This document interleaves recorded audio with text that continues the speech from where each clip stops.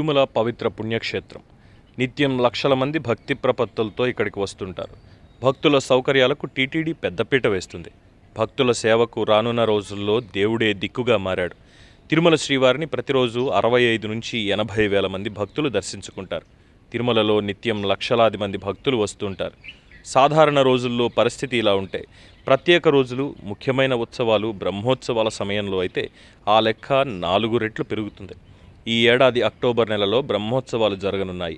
బ్రహ్మోత్సవాల సమయంలో ఒక్క గరుడ సేవ రోజు మాత్రమే 3 నుంచి 5 లక్షల మంది, ఇతర రోజుల్లో రోజుకు 2 లక్షల మంది వచ్చే అవకాశం ఉంది.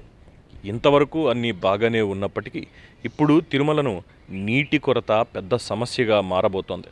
దేశంలో చాలా ప్రాంతాల్లో వరదల కారణంగా వస్తున్న నష్టాలు చూస్తున్నాం. కానీ ఉమ్మడి చిత్తూరు జిల్లాలో మాత్రం ఆశించిన స్థాయిలో వర్షాలు నమోదు కాలేదు. గతేడాది కురిసిన వర్షాలు తప్ప ఈ సంవత్సరం వర్షపాతం నమోదు చాలా తక్కువగా ఉంది. ఈ వర్షపాతం తగ్గడం వల్ల రానున్న రోజుల్లో భక్తులకు నీటి సమస్య ఎదురయ్యే అవకాశం ఉంది. తిరుమలలో ఇప్పటి వరకు సాధారణం కంటే తక్కువ వర్షపాతం నమోదైంది. స్థానికులు, యాత్రికుల నీటి అవసరాలు తీర్చడానికి 5 డ్యాంలలో లభ్యమయ్యే నీటిని వాడుతున్నారు. తిరుమలలోని గోగర్భం, ఆకాశగంగ, పాప వినాశనం, కుమారధార, పసుపుధార డ్యాంలలో మొత్తం నీటి నిల్వ సామర్థ్యం 14,304 లక్షల గ్యాలన్లు. అయితే తిరుమలలో 5,800 లక్షల గ్యాలన్ల నీరు మాత్రమే అందుబాటులో ఉంది. ప్రస్తుతం డ్యాంలలో ఉన్న నీరు రాబోయే 120 నుంచి 130 రోజుల వరకు మాత్రమే వస్తుందని టీటీడీ అధికారికంగా ప్రకటించింది. తిరుమలలో ప్రతిరోజు 43 లక్షల గ్యాలన్ల నీటిని వినియోగిస్తున్నారు. ఇందులో 18 లక్షల గ్యాలన్ల నీరు తిరుమల డ్యాముల నుంచి, మిగిలిన నీరు తిరుపతిలోని కళ్యాణి డ్యాం నుంచి సేకరిస్తున్నారు.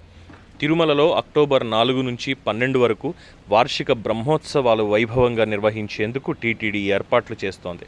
బ్రహ్మోత్సవాలకు వచ్చే భక్తులతో పాటు ఆ తరువాత తిరుమలకు వచ్చే భక్తులకు నీటి సమస్య లేకుండా చేయడమే టీటీడీ ముందు ఉన్న ప్రాథమిక బాధ్యత.